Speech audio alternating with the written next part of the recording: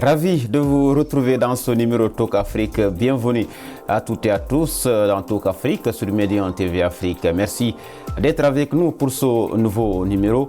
Au menu au Sénégal, le gouvernement se donne finalement jusqu'en mars 2021 pour organiser les élections locales. Ce scrutin qui permet de renouveler les maires et les conseillers départementaux était donc initialement prévu en décembre 2019.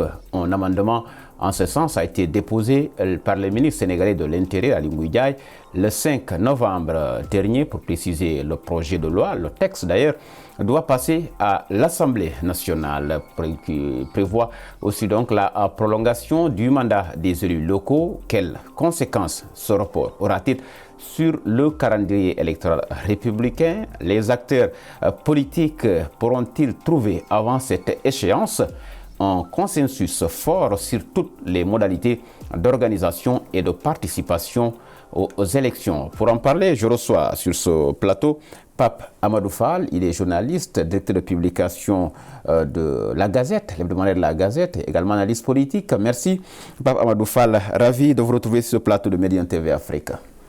C'est toujours un plaisir, merci. Cette invitation, je ne dirais pas qu'elle tombe à pic, mais en tout cas par rapport à l'actualité du moment, les Sénégalais particulièrement, mais les Africains de manière générale, veulent savoir pourquoi ce report des élections locales. Et je pense que c'est avec plaisir peut-être que nous allons essayer d'approfondir en compagnie de votre expert électoral que je salue également. Le plaisir est partagé. L'expert électoral, il s'agit bien sûr de Valdiodio Ndiaye. Valdiodio, bonjour, merci d'être là. Merci beaucoup et également permettez-moi de saluer le doyen Pape Amadou Fall et également de vous remercier pour cette invitation en espérant que par exemple notre échange pourra être d'un certain apport pour les populations sénégalaises et au-delà les populations africaines sur ce qui se passe au Sénégal en termes de processus électoral. Alors, juste préciser que Valdiodio Ndiaye est également membre du collectif des organisations de la société civile au Sénégal pour les élections. Les élections justement locales au Sénégal, finalement fixées plus tard, en mars 2021. On va d'abord demander à Pape Amadou Fall, en moins d'un an, c'est le second report de cette échéance électorale. Elles avaient d'abord été prévues le 23 juin avant d'être reportées au 1er décembre 2019. Comment appréciez-vous, autant pour moi, ce nouveau report ou cette décision des autorités étatiques du Sénégal? Écoutez, la décision était attendue, même si les démocratiques vous diront qu'il ne faut pas triturer le calendrier électoral. Et malheureusement, ce n'est pas une première au Sénégal, ce n'est pas une nouveauté. Certains vous diront que cela fait 35 ans que l'on manipule les élections au Sénégal, de sorte qu'aujourd'hui, par rapport à ce calendrier, même si l'on considère que c'est une démocratie qui est en construction, c'est une démocratie qui est en marche, il faudrait peut-être stabiliser les choses pour qu'en définitive, l'on puisse répondre aux souhaits de l'électeur, du citoyen, qui à un moment donné a envie de sanctionner. Positivement ou négativement, mais en tout cas, proroger un mandat alors que les gens qui vous dirigent, vous ne voulez plus d'eux, ça pose problème quelque part. On reviendra sur cette question de la prorogation du mandat des élus locaux, certainement avant la fin de cette émission. Mais cette échéance, Valdiodio, est-elle raisonnable pour que les différents acteurs politiques, dans toutes leurs composantes, puissent trouver un consensus fort, comme on l'a rappelé tantôt, sur notamment les modalités d'organisation, de participation aux élections? Merci beaucoup. Je pense que le doyen a bien fait de faire ce petit rappel historique au Sénégal, parce que nous savons qu'au Sénégal, depuis 1984, les élections locales ne se sont jamais tenues à date échue. C'est devenu vraiment une démarche systémique depuis le Abdou Diouf, passant par Ablaye Wade à Macky Sall. Je vais vous donner simplement un exemple. Par exemple, les élections qui devaient se tenir en 2000, Pour Wade, le cas de Wade, les élections locales qui devaient se tenir en 2002 se sont retrouvées organisées quasiment en 2009. Macky Sall, plus ou moins, a fait un effort en 2014, mais toujours avec un décalage. Mais maintenant, pour revenir à votre question, je pense que de manière technique, je vais répondre de manière technique, j'ai entendu un peu la sortie des acteurs politiques, etc., essayer de justifier cela. Mais moi, à mon sens, c'est vraiment une échéance excessive. L'échéancier est excessif. 2021. 21. Pour moi, oui. Parce que, je vais m'expliquer, parce que, vous savez, l'argumentaire qui a été mis sur la table, essentiellement par certains acteurs de l'opposition, est renforcé en cela par la majorité présidentielle, qui nous parle de, oui, il faut 6 mois pour évaluer les élections, parce qu'il y a eu énormément de dysfonctionnements depuis la phase de la refonte partielle des fichiers, c'est-à-dire en octobre 2016, qui nous a conduit à l'organisation des élections législatives de 2017, 29-30 juillet 2017, ensuite maintenant qui nous a ensuite conduit à l'élection présidentielle du 24 février 2019. Ce qu'ils expliquent en disant qu'il faut évaluer le processus, il faut auditer le fichier. Et que pour évaluer le processus, il faut l'évaluation de ces processus électoraux-là, il faut pratiquement un échéancier de 6 mois. Je suis en déphasage total avec ce point de vue-là, je m'explique. Parce qu'en fait, dans cet esprit du dialogue, nous le savons tous, au Sénégal, il y a une tradition. Avant les élections ou après les élections, les acteurs se réunissent pour essayer de voir comment améliorer les futures échéances électorales. Ça, c'est une tradition au Sénégal. Je vous donne un autre exemple, c'est-à-dire depuis qu'on a instauré les traditions de dialogue, d'échange, pour améliorer notre système électoral, 92, jamais un dialogue politique n'a duré aussi longtemps. Tenez-vous bien, actuellement, l'exercice que nous faisons, moi je suis membre de la commission politique, l'exercice que nous faisons a commencé depuis le 31 mai. Faites un peu le décompte, aujourd'hui nous en sommes à combien de mois? Presque 6 mois. Mais est-ce qu'aujourd'hui... J'arrive. Ça c'est un aspect. Maintenant, ce qu'ils posent sur la table pour justifier ce report excessif, ils disent l'évaluation du processus électoral. Dans tous les pays du monde, les archives sont là, vous pouvez les revisiter. Il y a des pays plus complexes. L'Inde, on vote pratiquement sur 1 mois. L'Égypte, 2 jours ou 2 semaines. Dans ces pays-là, même l'évaluation du processus électoral, pour tirer les enseignements, essayer d'améliorer, ça ne dépasse pas 2 mois. Vous voyez ce que je veux dire? Ça ne dépasse pas 2 mois. Moi qui vous parle, j'ai participé à des PAM organisées par l'Union européenne. PAM, c'est dans le jargon, hein, c'est une évaluation du processus électoral qui a été organisée par l'Union africaine, l'Union européenne, concomitamment, IDEA International, des organisations sérieuses comme IDEA. On n'a jamais fait plus de 2 mois à l'international. Deuxièmement, aujourd'hui, l'audit du fichier dont il parle, la manière dont on auditait le fichier électoral en 2000, en 2007 et en 2010 a beaucoup évolué.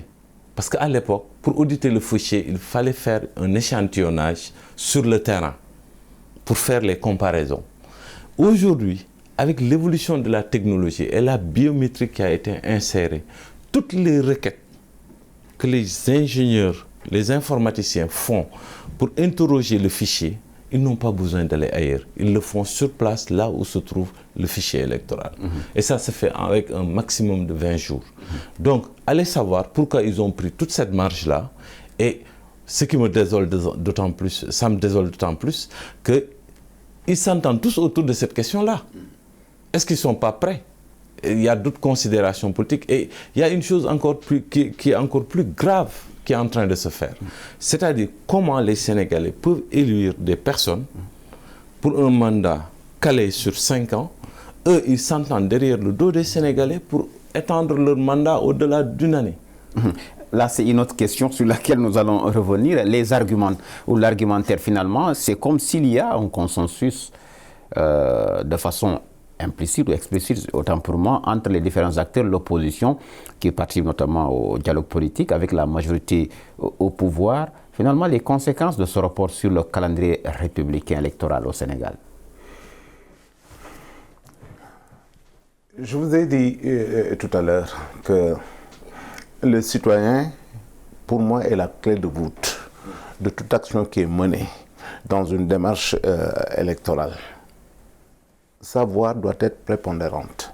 Si sa voix est prépondérante, cela veut dire que lui a choisi, à un moment donné, pour une durée déterminée.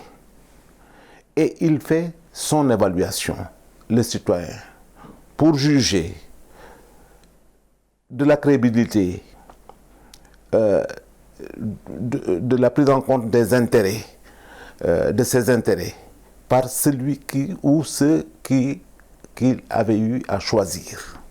Et à un moment donné, il se dit, bon, il nous faut passer à autre chose ou il nous faut rester dans la continuité. C'est cela qui nous amène au moment M pour dire, nous allons choisir, aller à l'élection. Si ce moment est dépassé et imposé aux citoyens, vous vous rendez compte des tribulations même que cela peut avoir dans la gestion même de la société. Parce que lui ne se reconnaît plus en celui qui est là, le maire. Là, vous parlez de la légitimité, du caractère légitime ou légal des élus locaux. Des élus locaux. Alors moi, je veux savoir, parce que déjà, un an après, en 2022, il devait y avoir des élections législatives. Oui. Alors donc, si on doit tenir des élections locales en 2021, un an après des législatives en 2022, 2 ans après en 2024, est-ce que cela ne peut pas avoir des incidences financières ou, je ne sais pas, techniques, même si l'évaluation a été faite en amont sur le processus électoral, durant cette période, bien sûr? Déjà, par rapport à ce report, au-delà des aspects politico-politiciens, l'interrogation peut être bien sentie, allant dans le sens de est-ce que financièrement le Sénégal est prêt à organiser ces élections locales à date échue, c'est-à-dire au mois de décembre. Déjà cette question, personne ne l'a relevée, mais on peut bien s'interroger par rapport à notre environnement aujourd'hui économique pour dire, n'est-ce pas également un autre motif qui n'a pas été dit?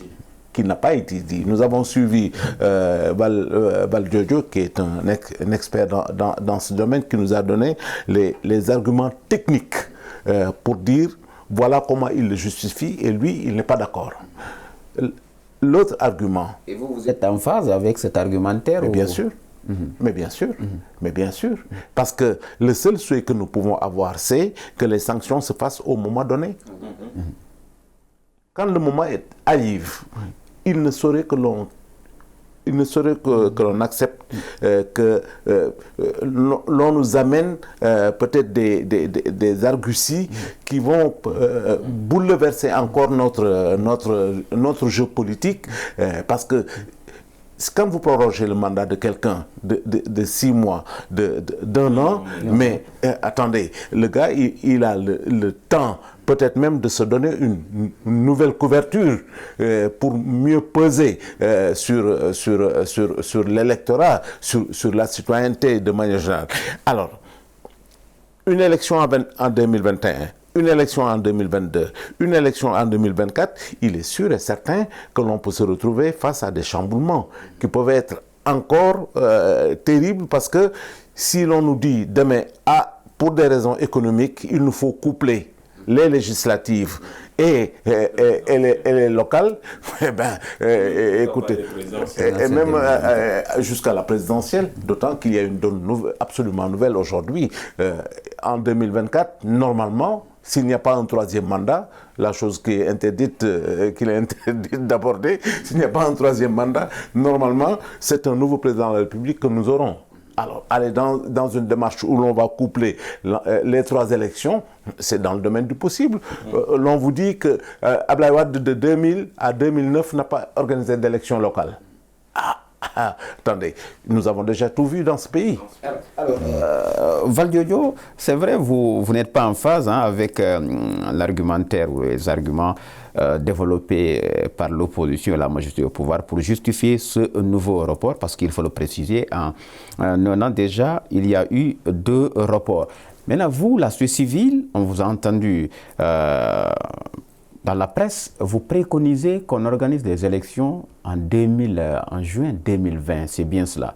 Alors que vous aviez également exigé en amont, juste avant la présidentielle, d'évaluer pour voir les modalités, surtout du parrainage et autres. Est-ce que vous pensez que ce délai que vous avez suggéré est assez raisonnable pour qu'il y ait un consensus, notamment dans le cadre de ce dialogue sur le processus électoral? Parce qu'en fait, d'abord, je vais inverser mon argumentaire, c'est-à-dire pour être sur le dernier point que vous avez soulevé, c'est-à-dire pourquoi on a proposé le 28 juin 2020. Il faut que je vous rappelle un peu la genèse de ce qui s'est passé. C'est-à-dire, après l'élection présidentielle, nous avons effectivement produit un rapport pour expliquer tous les éléments de dysfonctionnement et montrer un peu la nécessité d'améliorer le système, à défaut de mettre de côté le parrainage. Et tout le monde s'en est rendu compte, de mettre de côté le parrainage pour les élections législatives. L'Union européenne aussi nous a rejoints sur ça et ils ont mieux communiqué que nous-mêmes sur cette question. Maintenant, qu'est-ce qui s'est passé? Après cette phase-là, je vais vous regarder bien la genèse de ce qui s'est passé. L'une des premières sorties du président Macky Sall, comme président nouvellement élu, fraîchement réélu du moins, excusez-moi. Dans une de ses interviews, il a dit très clairement que je suis prêt à discuter avec l'opposition de tout, y compris même le report des élections locales. Il le disait au mois d'avril-mars. En ce moment-là, nous avons fait une sortie pour dire que, étant entendu qu'on a calé la date des élections locales au 1er décembre 2019, il fallait, dès la seconde quinzaine du mois d'avril 2019, commencer la révision exceptionnelle des listes électorales et commencer à appliquer le chronogramme pour respecter l'échéance. On ne nous a même pas écoutés. Aussi bien la majorité que l'opposition, ils étaient dans d'autres préoccupations politiques. Toujours dans ce registre, nous avons évolué. Vous avez entendu parler d'abord le ministre de l'Intérieur qui a convoqué les différentes parties prenantes pour discuter avec eux sur comment améliorer le système. Après, on a mis en place le dialogue national. On s'est rendu compte que le dialogue politique devait être arrimé au dialogue national. On l'a arrimé au dialogue national. Et tout ce process-là, dans les termes de référence qui ont été arrêtés, dans le cadre de ce dialogue politique-là, il y a plusieurs points. Ce qu'on parle là, l'évaluation du fichier, etc., c'est des sous-points. Mais aujourd'hui, ils brandissent ces sous-points-là. Ça veut dire que toujours il y a un agenda caché qui est mis en branle. Parce qu'il fallait discuter du mode d'élection des maires, le bulletin unique, l'amélioration de notre environnement démocratique, l'amélioration du système, le parrainage.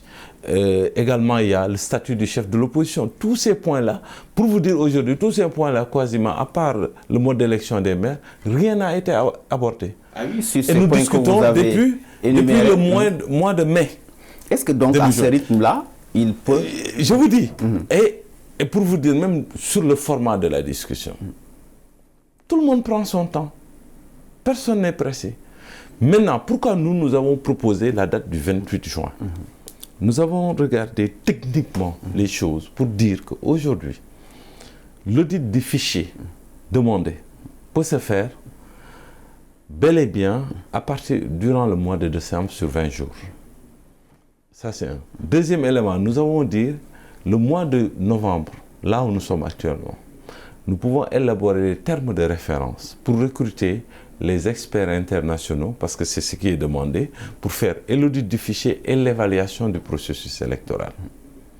Et nous avons dit, toujours dans nos propositions, nous pouvons faire la révision exceptionnelle des listes électorales à partir du mois de janvier 2020. Et l'évaluation du processus électoral peut se faire entre le mois de décembre et janvier 2020, de manière concomitante. concomitantes. C'est-à-dire, s'il y a un engagement, une volonté politique déterminée, affirmée, on peut y aller de manière efficace et régler cette question-là. Aujourd'hui, la commission politique arrimée au dialogue national du fait de l'expression de l'opposition qui avait demandé de ne pas être sous la tutelle du ministère de l'Intérieur pour ces dialogues-là, c'est des questions logistiques, logistique, tenez-vous bien. Aujourd'hui, pratiquement, on est arrimé au dialogue national. Même pour recruter les consultants, on est obligé d'écrire des lettres à Famara Ibrahima Sagna qui demande d'être installé par Macky Sall et il n'est pas encore installé. Ça veut dire que, donc, on a le sentiment que c'est de manière délibérée qu'on a mis en place tout un dispositif pour retarder les choses au grand maximum. C'est pour cela, nous estimons qu'avec ces délais-là et ce chronogramme électoral, si on veut, pour respecter un peu les populations, parce que déjà on a rogné sur eux 1 an additionnel de mandat. Tous les maires et les conseillers municipaux, leur mandat était terminé depuis le 24 juin 2019. Macky Sall, le président Macky Sall a une fois prolongé jusqu'au mois de décembre 2019. Là, on a sauté, bon, peut-être il faut le préciser, le ministre de l'Intérieur a dit au plus tard, ça peut donc être avant. Mais et même déjà, même sur cet amendement-là, ça pose problème parce qu'on a tapé nous sur la table pour l'avoir. Parce que nous nous sommes rendus compte que de mémoire de Sénégalais, même institutionnellement, du point de vue juridique, il est inconcevable d'écrire un texte prolongeant le mandat d'élu et reportant les élections sans fixer un échéancier. Ça ne s'est jamais vu. Et également, c'est une violation des dispositions de l'article 67 de la Constitution. Et nous avons demandé, heureusement, le ministre, sur ce point-là, quand même, il faut avoir l'honnêteté intellectuelle de reconnaître qu'il a su bien réagir et s'adapter à notre interpellation. Alors là, c'est clair. Alors finalement, Pape Amadou Fall, depuis 1984, c'est vrai que le processus électoral, il est assez dynamique. Mais je dis, qu'est-ce qu'il faut faire, même s'il ne faut pas mettre un terme à cela, pour au moins éviter ces reports des élections, parce que d'une part, comme vous l'avez évoqué tantôt, les élus peuvent souffrir de légitimité, même s'ils seront, même s'ils peuvent bénéficier de caractère légal, parce qu'avec le projet de loi qui sera voté à l'Assemblée nationale, mais pour qu'ils ne soient pas de légitimité ou éviter ces nouveaux reports, qu'est-ce qu'il faudra faire au Sénégal, bien sûr? Je crois que les 3 composantes que sont l'État, l'opposition, la société civile, devraient pouvoir bien s'entendre pour que l'on arrive justement à une stabilisation. Mais, je vais taquiner Waldiodio, l'impression qui se dégage de manière générale, c'est que la société civile n'est pas suffisamment, non pas outillée, mais n'est pas suffisamment agressive pour, pas un dictat, pas imposer un dictat, mais pour bien se faire entendre. Parce que dans la relation qu'il peut y avoir entre les 3 entités, je pense que l'opposition gagnerait à s'accointer, si vous permettez le terme, pour ne pas dire s'acoquiner, avec la société civile, parce que c'est l'intérêt de tout un peuple qui est en jeu. Et si l'on comprend bien les motivations de l'opposition d'une certaine manière, tout autant que la société civile, c'est d'abord défendre les intérêts du peuple, les intérêts des citoyens. Quand des arguments sont bien brandis par la société civile, vous avez suivi son exposé. Il y a eu la sortie du chef de l'État dès le mois d'avril pour dire report. La société civile qui dit échéancier. Tout de suite, qu'il expose, mais qui n'est pas écouté. De sorte que quand il y a eu le déroulé, tout a été imposé presque d'une certaine manière à la société civile. Et pourtant, la société civile est conviée à ce dialogue. Mais c'est là où je dis, elle manque d'agressivité. Elle manque d'agressivité, agressivité dans le bon sens. Qu'est-ce que vous entendez par agressivité? Comment elle... Attendez, quand vous avez de très très bons arguments, nous avons en face de nous des personnes, des personnalités qui, de manière générale, ne s'aventurent pas. On saisit les textes pour dire juridiquement, pour dire constitutionnellement, voilà ce qu'il nous faut. Et cela qui est proposé est bien pour le pays. Mais quand c'est bien pour le pays, je pense que l'adhésion doit pouvoir se faire et très rapidement. Et c'est pourquoi je convoque l'opposition pour dire, mais écoutez les arguments de la société civile, appuyez les arguments de la société civile. Parce que par rapport à ce qu'on a suivi dans cet agenda, l'opposition n'a quasiment pas émis de propositions pertinentes. Parce qu'elle est consentante également. Mais c'est là où c'est dangereux. C'est là où c'est dangereux. Parce que ce sont les intérêts du pays qui sont en jeu. Parce que tenir les élections à date échue, je dis, c'est la marque forte d'une démocratie. Si l'on ne peut pas y arriver, il y a quelque chose qui pose problème. Et c'est cela que nous vivons aujourd'hui, malheureusement. Alors, en quelques secondes, Valdiodio, finalement, c'est ce consensus fort dont on recherchait, il n'est pas encore arrivé. Il peine en tout cas à prendre forme, puisque la société civile, sur la date en tout cas des élections, n'est pas totalement en phase avec les autorités du pouvoir. Absolument, parce qu'il a raison. Hein. C'est-à-dire sur le constat, hein, parce que nous, dans notre démarche, nous avons voulu être extrêmement consensuels pour amener tous les parties prenantes à voir la situation d'en face. Mais on s'est rendu compte que, par exemple, la spécialisation des manœuvres politiques, vraiment, au Sénégal, c'est vraiment un art consommé. Ah, ça. Vraiment, c'est avec un art hors norme que pratiquement, vous avez l'impression qu'il y a une école de formation des hommes politiques aux manœuvres. Excusez-moi, Diallo, excusez-moi de relever cela, Valdiodio, si vous permettez. L'on a l'impression également qu'il n'y a pas qu'une opposition, mais qu'il y a des oppositions. Des oppositions. Et dès lors que vous avez des oppositions, je dis, les manœuvres deviennent extrêmement complexes. Différent, c'est bien cela. Alors, nous sommes arrivés au terme de cette émission Talk Afrique, qui avait l'honneur et le plaisir de recevoir Pape Amadou Fall, le directeur de publication de l'hebdomadaire La Gazette, analyste politique. Avec nous également Valdiodio Ndiaye, expert électoral, membre du collectif des organisations de la société civile sénégalaise pour les élections. Merci donc, monsieur, d'avoir répondu à cette invitation sur le plateau de Médion TV Afrique. Grand merci également aux équipes techniques et rédactionnelles. Merci également à vous d'avoir été des nôtres. Le rendez-vous est pris pour le prochain numéro. Merci.